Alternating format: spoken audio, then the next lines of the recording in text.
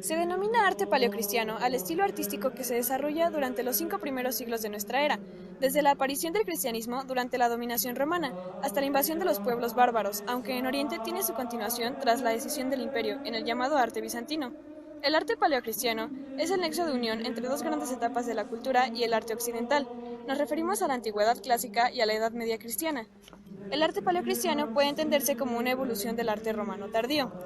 Esta clase se agrupaba en recintos o congregaciones de forma clandestina, ya que, como sabemos, aquellos ciudadanos que defendían esta nueva religión eran perseguidos, no permitiéndoles exteriorizar de forma plena su culto. Esto condujo a que se cavaran sepulturas fuera de los recintos romanos, llamadas catacumbas, o cementerios subterráneos.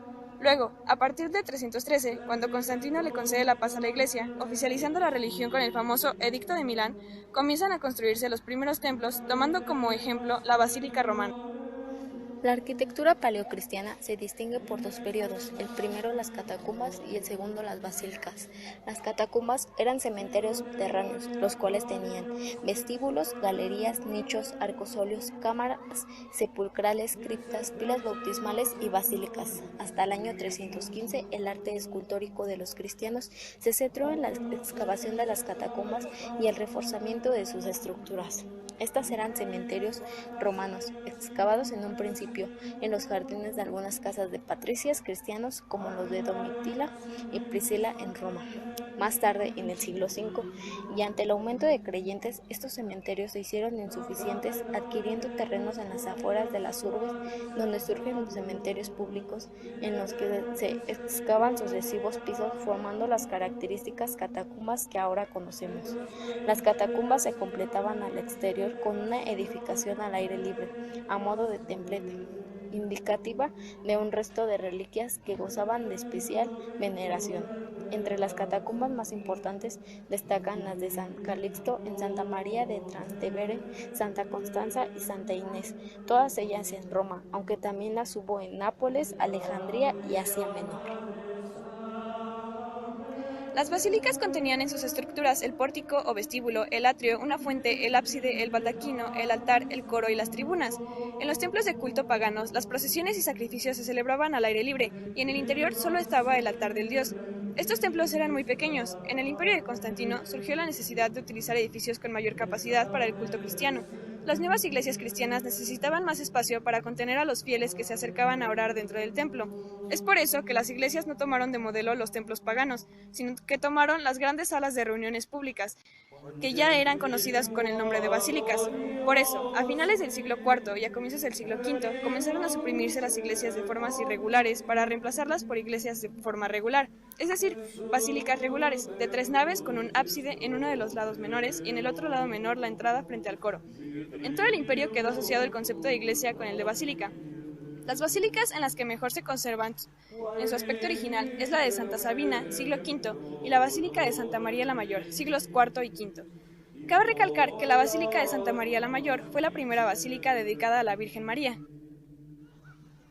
Se desarrolló durante el Imperio Romano, por lo que puede considerarse cronológicamente dentro de la pintura romana. Sin embargo, por su temática y características, supone la iniciación de la pintura medieval. Siendo Roma el centro del cristianismo ya desde los comienzos de la Iglesia, es fácil deducir que debía ser romano el arte del que se sirvieron los cristianos en los primeros siglos para la manifestación de sus ideales. Para ello, adoptaron la pintura con preferencia a la escultura por ser aquella de más fácil ejecución y por ofrecer menos semejanza con los ídolos del paganismo. Durante los primeros siglos se ocupó el pincel cristiano en decoraciones y pinturas simbólicas, más que en verdaderas imágenes veneradas, siguiendo la disciplina del arcano o del secreto que vedaba las manifestaciones públicas de algunas verdades católicas. La pintura paleocristiana se extiende hasta el siglo VI, en que comienza el estilo bizantino. Dentro del periodo paleocristiano cabe mencionar en primer lugar los frescos de las catacumbas y desde la paz de Constantino sus composiciones al mosaico y también el fresco de las basílicas. Unas y otras ofrecen un altísimo valor por parte de la idea que envuelven, aunque por su técnica y ejecución artística disten generalmente de ser modelos. Lo más característico en la escultura paleocristiana es la escultura de sarcófagos, que se realizaba en mármol y pórfido. En esta época muchas veces utilizaban sarcófagos paganos de los que arrancaban los detalles paganizantes o aprovechaban una representación pagana con significación cristiana. pero la decoración más usual es la de estrígiles, a base de curvas opuestas. El estrígile era un instrumento en forma de S que utilizaban los atletas y gladiadores para quitarse el sudor y la suciedad de la piel. En el arte romano su uso es continuo como el elemento decorativo en los sepulcros. De ahí pasará al paleocristiano, donde simboliza la limpieza del alma, pero esto no permite afirmar que el ahí enterrado no fuera pagano. Sarcófago del Buen Pastor, mármol. Este imponente sarcófago luce una figura alejandrina del Buen Pastor, Cristo como guía y protección de los fieles, dos cabezas de león, fuerza, en este caso espiritual, y una decoración a base de estrígiles. Los sarcófagos suelen dejarse exentos de lo que permite decorarlos por todos los flancos. Normalmente se hace una narración seguida, pero también pueden aparecer representaciones separadas por columnas y arcos, formando tabernáculos.